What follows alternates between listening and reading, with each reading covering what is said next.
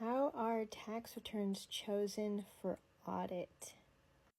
Hi, I'm Juliana, and I am an enrolled agent living in Texas, and I have a background at the IRS as well as a master's in taxation. I like to talk about some of my experiences at the IRS as well as some things you may encounter either in tax or with the IRS yourself. So if any of that interests you, then come along. Today, let's talk about how the IRS chooses tax returns to audit. Once upon a time when I audited, the IRS audited almost 2% or maybe a little over 2% of tax returns that are filed. And now, due to massive attrition, so people retiring, quitting, dying, all that stuff, and the hiring freezes, inability to hire good people and keep them on, the volume of audits has decreased significantly. I don't know what the current percentage is, but last I heard it was under 1%. But depending on how you fill out your tax return, your chances of being audited could increase significantly.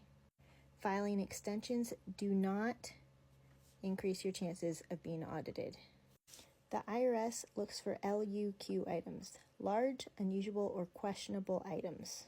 All tax returns, whether electronically filed or paper filed, do get input into the computer system, and then they are compared by a computer against other returns. They're also compared against all wage and income documents that are filed by other people, by third parties, to the IRS.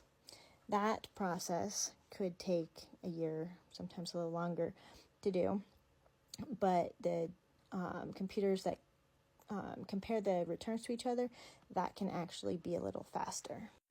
Any LUQ items on your return increase your numbers. Every return is given a diff score. I don't know what diff stands for, but that is a number. The higher the number, the more your return stands out. And they compare it to other returns that are likely to be in a similar situation to you. Married, self-employed in a certain industry, certain kind of income level, maybe. Sometimes you have a mortgage, you don't have a mortgage, you have certain dependents, live in a certain area of the country. They compare percentage of certain expenses to your income levels. Certain industries do not have a cost of goods sold, and so if they see that, it'll be unusual and questionable. If they see mileage for someone in a hairstylist industry, and that might be questionable as well. Some numbers will be large. A trucker and their mileage, that will definitely be large, or their gas receipts actually, because they can't use mileage, but that will be large. But it will also compare to other people in the industry. So they take each specific industry, they compare if you are self-employed or have rentals, they compare if it's a business return, other returns that are similar in the same industry. If you get a high enough diff score, and no, I have no idea what numbers constitute audit potential, then the return gets spit out to a department where for me at least, I could volunteer to do these audits, to choose returns which get to be audited, and I would be assigned a series of returns. I don't know how many, but it was a lot. And over the course of a week or so, every day, just from my desk, I would be assigned these returns in a different area. I don't remember if it was the same state or a different area of the country, so I had zero familiarity, zero bias, and I would look at the returns. I'd have a checklist, of course, and I'd go through certain things, see if there's anything that actually looked like it had audit potential. Any returns that look like they should be audited, we would mark down that they should be audited. Ones that don't, we'd have to write reasons why, what it seemed normal or reasonable, and then we would pass that information along.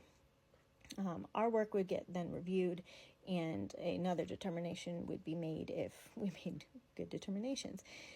Any returns that would be audited would then move down to a more local group, and it's dependent on the address on the return. So not a POA address or anything like that. But if you've moved, then your audit could be assigned to somewhere where you aren't even actually living. So it's whatever address is on the return, whatever address the IRS has the latest for you, which is usually the return address. And then it gets assigned to an individual. And these are field audits, and I believe TCO office audits are the same way. And then the manager would assign it out to people in their group who then contact you via letter or phone in order to do your exam. I can't really speak to how correspondence audits are because I never was involved in any of that, but I assume that has to do with large, unusual, questionable items as well. And there's a much higher volume that get correspondence audits. Usually one, sometimes more items are picked and letters are sent out, sometimes from an individual and sometimes from a computer, to ask you questions and verify some items. That information will be reviewed by a person and a determination will be made based on your response. So don't be afraid that if you do something and put the expense on the wrong line, that you will automatically be flagged for an audit or something like that.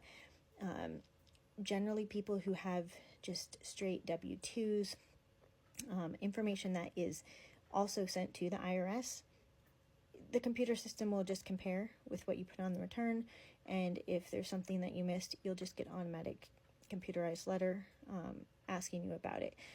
If you have a business, rentals, or something that's unusual, if you itemized, then you have a higher potential of being selected for an exam.